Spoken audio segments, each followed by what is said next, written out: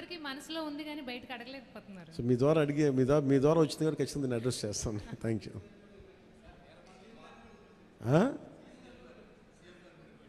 CM గారు బిజీగా ఆయన సినిమాలు మా అయితే ఒక 5 నిమిషాలు చూస్తారేమో.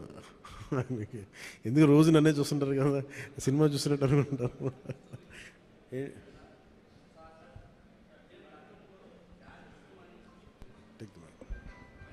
హలో హలో జానీ సినిమాని గతంలో మీరు డైరెక్ట్ చేసి ఆ టైంలో కొంత ఫ్లాప్ అనే ఇబ్బందికరమైనటువంటి వాతావరణాన్ని కలిగించుకున్నారు. ఈ సినిమాలో మీరు లాస్ట్ క్లైమాక్స్ మీరే డైరెక్ట్ చేశారని చెప్పేసి చెప్తున్నారు.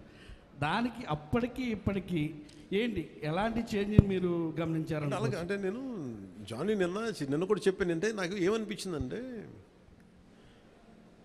ఒక సినిమా తీసేటప్పుడు చాలా నలుగుతూ ఉంటాయి. నేను చెప్పేది సినిమా అనేది ఒక్కటే కష్టపడేది కాదు, ప్రతి ఒక్కటే ఈవెన్ ఒక చిన్నపాటి ఉపాధి శ్రామికుడు కూడా కష్టపడతారు, యుద్ధం చేయాలి పట్టుకోటి కోసం. సినిమా ఏంటంటే చాలామంది డబ్బులు చాలా గ్లామరస్గా కనిపిస్తుంది ఫిల్మ్ ఇండస్ట్రీ. దానికి నేను ఒక చిరంజీవి గారు లాంటి అన్నయ్య ఉండి నేను సక్సెస్ఫుల్ అయిన యాక్టర్గా ఉండి ఖుషి తర్వాత వరుసగా విజయాల తర్వాత కూడా ఒక జానీ అనే సినిమాని నేను డైరెక్ట్ చేసేది ఆడకపోయిన వెంటనే ఒక 5 రోజులు 10 రోజులు నెల రోజుల తర్వాత ఫస్ట్ షో పడింది, ఇది బాగలేదు అనగానే వెంటనే మొత్తం ఫైనాన్షియర్స్ డిస్ట్రిబ్యూటర్స్ అందరూ నా ఇంటి మీదకి వచ్చేసారు. మాకు డబ్బులు రావట్లేదు, ఇప్పుడు ఏం చేస్తామండి. నా క్వశ్చన్ ఏముందంటే, మీకు డబ్బులు ఇచ్చినప్పుడు నాకు ఎప్పుడు ఎక్స్ట్రా ఇవ్వలేదు కదా, ఇప్పుడు డబ్బులు పోయినప్పుడు అది ఉండదు అక్కడ.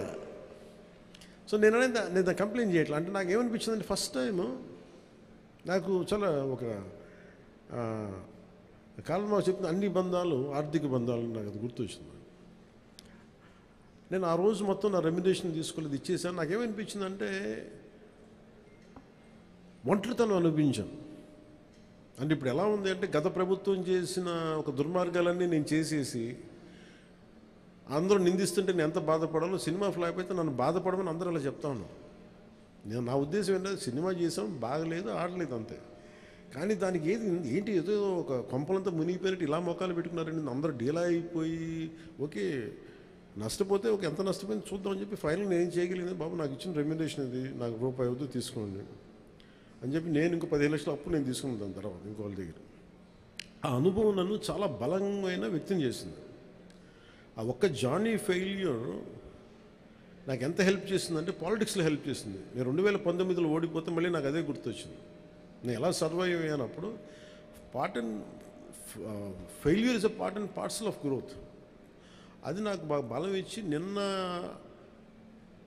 ఒక నిర్మాత ఆ రోజు అన్ని ఇబ్బందులు లేవు, కానీ రత్నం గారు లాంటి వ్యక్తి ఒక చిన్నపాటి మేకప్ అసిస్టెంట్గా ప్రారంభించిన వ్యక్తి అంచెలంచెలుగా శంకర్ లాంటి వాళ్ళతో సినిమా తీసి పాన్ ఇండియా సినిమాలు తీసిన వ్యక్తి ఈరోజున సినిమా రిలీజులకి ఇబ్బంది పడుతూ ఉంటే నాకు అనిపించింది చాలా బాధేస్తుంది. ఇది నాకు అందుకే నేను దగ్గరుండి ఈ సినిమాని ప్రేక్షకుల దగ్గర తీసుకెళ్ళాలనేది నిర్ణయించుకున్నాను. సో నాకు అందుకు అనిపించింది అన్నమాట. అందుకని నా జానీ అనేదాన్ని ఎందుకు వచ్చిందంటే ఇంత ఫీబుల్గా ఉంటారు.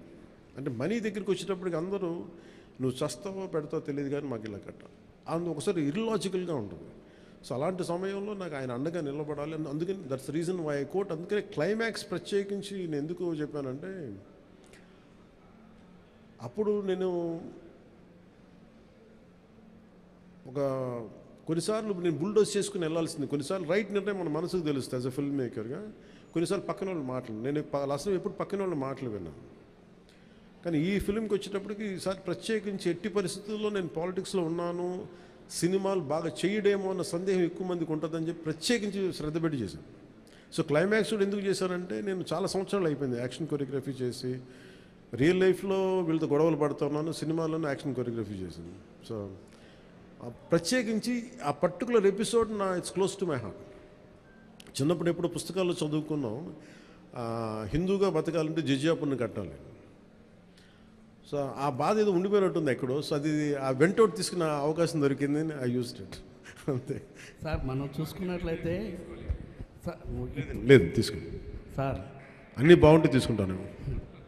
మనం ఈ మధ్యకాలంలో చూసుకున్నట్లయితే నిర్మాతలకి కొంతమందికి మాత్రమే థియేటర్లు ఉండిపోయినాయి, వేరే వాళ్ళ సినిమాలకి ఇబ్బంది పడుతున్నారంటూ కూడా కొంత కాంట్రవర్సీ వచ్చినటువంటి పరిస్థితి సినిమా పరిశ్రమ విషయంలో. అదే రేట్ల విషయంలో కావచ్చు, థియేటర్స్ దాని విషయంలో మీకు కూడా అలాంటిది అంటే థియేటర్స్ సరిగ్గా లభించకపోవడం కొంత నిర్మాతలు ఏమన్నా ఇబ్బంది పెట్టే అవకాశం ఉంటుందా గతంలో లాగా? అది ఎప్పుడు అలా పెడతారని నేను ఎప్పుడు అనుకోను. ఎందుకంటే థియేటర్స్కి ఫీడింగ్ కావాలి, బేసిక్ సైన్స్, అది ఎవరు అలా చేస్తారు నేను అనుకోను. కానీ ఒకసారి కొన్ని అనుకోని పరిస్థితులు వస్తూ ఉంటాయి, అది పెద్ద మనసు వదిలేయటం అంత. సార్ ఇప్పుడు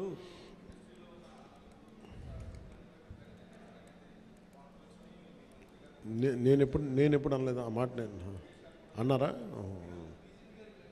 రాశారా? Okay, welcome. So thank you sir. Ma'am, this movie is going to be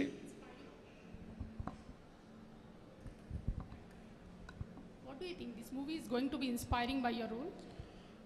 and inspiring yenni nenu cheppalenu gaani I feel it is a wholesome entertainer.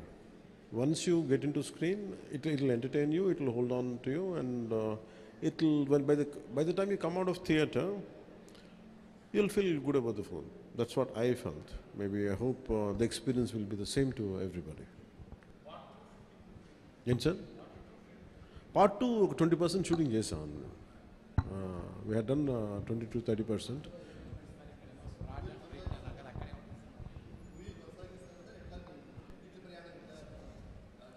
వచ్చే డబ్బుల్ని బట్టి, నాకు దొరికే టైంని బట్టి, కుదిరితే భగవంతుడి ఆశీస్సులు అన్నీ కుదిరి. సార్ ఏంటి సార్? చిత్ర పరిశ్రమ ఎక్కడున్నా అది అది ఆల్రెడీ ఏపీకి రావాల్సిన కొత్తగా అవసరం లేదు, కానీ ఏపీలో డెవలప్ చేయాల్సిన ఇన్ఫ్రాస్ట్రక్చర్ డెవలప్ చేయాలి. హైదరాబాద్లో ఎలాంటి ఇన్ఫ్రాస్ట్రక్చర్ ఉందో ఆంధ్రప్రదేశ్లో కూడా అలాంటి ఇన్ఫ్రాస్ట్రక్చర్ కొంత హైదరాబాద్లో ఉండొచ్చు, కొంత కొంత మంగళగిరి లేదా మనకున్న ప్రాంతాల్లో కావచ్చు. ఇట్ డిపెండ్స్, పరిస్థితులు ఎక్కడ బాగుంటాయని దానికి తగ్గట్టుగా ఇన్ఫ్రాస్ట్రక్చర్ అయితే డెవలప్ చేయాలి. ఫిల్మ్ మేకింగ్ స్కూల్స్ చాలా డెవలప్ చేయాలి.